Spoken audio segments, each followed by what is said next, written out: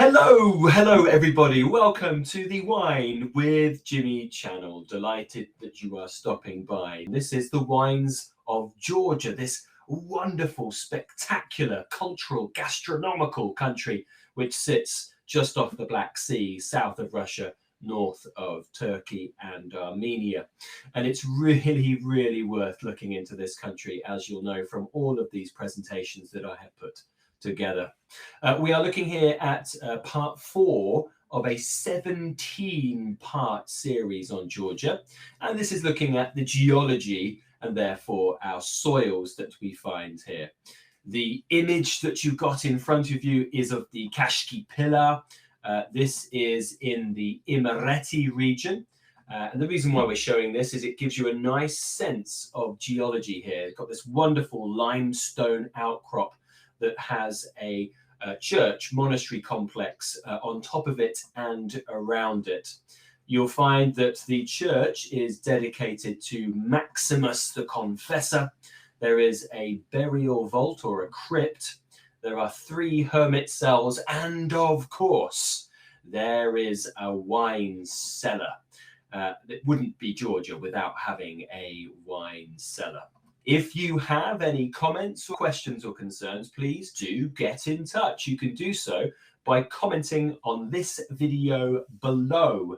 We love to hear from you about your experiences in Georgia with Georgian wines. What do you like? What don't you like? Please do get in touch. Make sure you click like and make sure you click subscribe, and you can get in touch also by the social media that you can find at the bottom of every slide. Okay, well, let's rock and roll looking at Georgia in terms of its geology. We're now going to actually just discuss a little bit about the fault lines and the seismic activity that one finds in this country. Now, Georgia sits in the Caucasus mountain area. So you have the Greater Caucasus Mountains in the north, and you have the Lesser in the south. We discussed that in the topography video last time around. And these mountain complexes actually contain many tectonic units and subunits, and creating a real complex of quite interesting fault lines. We'll therefore find that Georgia is fairly earthquake prone. This map is actually showing you some of these earthquakes stemming from really 6 and 7 on the Richter scale. Now, in recent times, we've actually had 3 that have actually exceeded 6 on the Richter scale. So we have 1988, we have 1991, which is actually listed just here at 6.9, and we also have 2009, which was registered. The first one and the second one is actually not been found on this map, but you'll see other dates here in the early 20th century. There's the 1992 one as well, which is 6.3. So a number of these have been found here. There are also a number of extinct volcanoes with a real focus and agglomeration in the Kakheti plateau, which I've identified down here in this southern section. Kakheti plateau is where we find quite a few of these. So this is in central south Georgia. So we also found that there is an ancient ocean that dictated this landscape as well, millions upon millions of years ago, called Tethys Ocean. And this has left many marine fossils and carbonate-based, so calcium carbonate-based rock outcrops, just like the one you saw previously, and we'll see again. There you are. There it is. So just to re-mention that is the Kakheti pillar with that monastery on top and around it. So what about the overarching look at geology with Georgia? We have 10 major parent materials, which include, of course, things like igneous rocks like granite. We have quartzite, where you have a lot of quartz within rock, which has been metamorphosed, and that's solidified. So that's found here. Metamorphic shales, clay shales, carbonate rocks, lavas, and alluvial sediments as well. But in total, when you look at all of those found within the parent materials, we have what is considered around 49 soil types. Now, one of the most prominent is based on sedimentary soils, which are our limestone and calcareous rocks. That really underpins a lot of Georgia's vineyards and therefore influences a lot of decisions made by grape growers in terms of establishing a vineyard and what rootstocks we must select. To generalize, if we look at Western Georgia, where we find it being, of course, influenced by the Black Sea, more humidity, generally wetter, we find that the soils are also wetter, more acidic, and less calcareous. In Eastern Georgia, so heading towards Kakheti, we'll find that it is drier, less acidic, so the pHs are a bit more stable, and more calcareous, generalizing, of course. Now, in Georgia, soils were never given initially scientific names, instead were given kind of old folk names, old folk terms, and names for where they were found. So potentially around a meadow or in a forest outcrop. Now, not so much importance placed on the study of soils and terroir of each individual plot as there may be in other wine growing regions. So what I'm trying to tell you here is that it's actually quite difficult to gather a lot of information about geology and vineyards within Georgia at this point, but I've done my best with this presentation. Now, what we have for reasonings behind that is really due to economic reasons more than anything else. Smaller wine growers don't have the resources or actually the desire to dig soil pits and undertake soil analysis. So potentially the money's not there, but also the desire is not there for some. And then, of course, we have the historical influences, such as the Soviets. They forcibly removed many of the growers from their land, and much of the knowledge wasn't recorded at that time and would have been lost with this forced removal. During the Soviet period, a lot of fertilizers and soil adjustments were made and added to increase yields. Many growers didn't have the time, the money, or really the inclination to give the land time to rebalance. This is a changing these days. Times are a changing, with some growers becoming organic and some biodynamic, and I will actually go through that in greater detail in the viticultural session.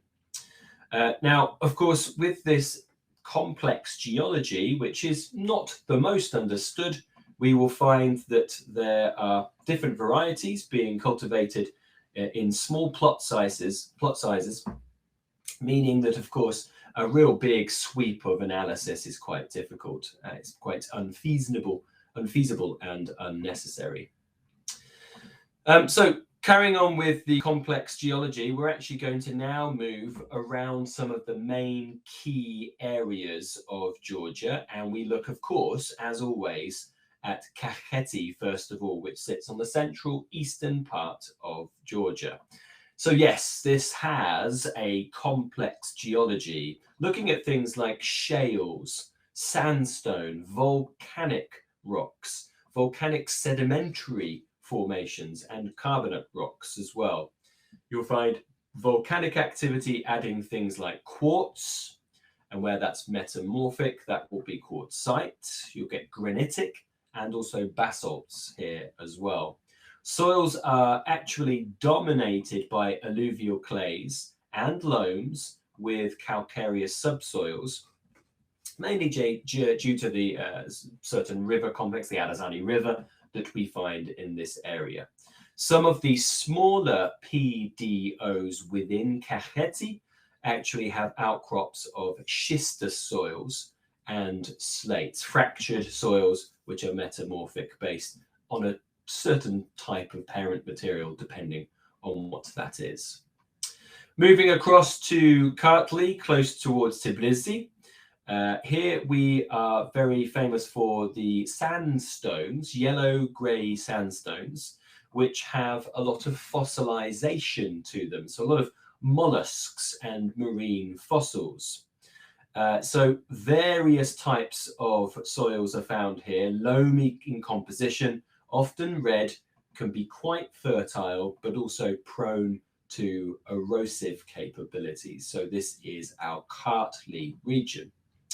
Moving now towards the west, and remember where our opening scene, where we saw that wonderful monastery complex on the limestone crop, we are looking at Imereti. Once again, typical and quite general to say this, but varied soils, which can be quite rich, particularly in a component of manganese, which was actually historically mined in this area. Largely volcanic, with sedimentary rocks such as sandstones and also clay shales. Now, if we actually take a bit of a closer look at Imereti, we can split it between the east and the west.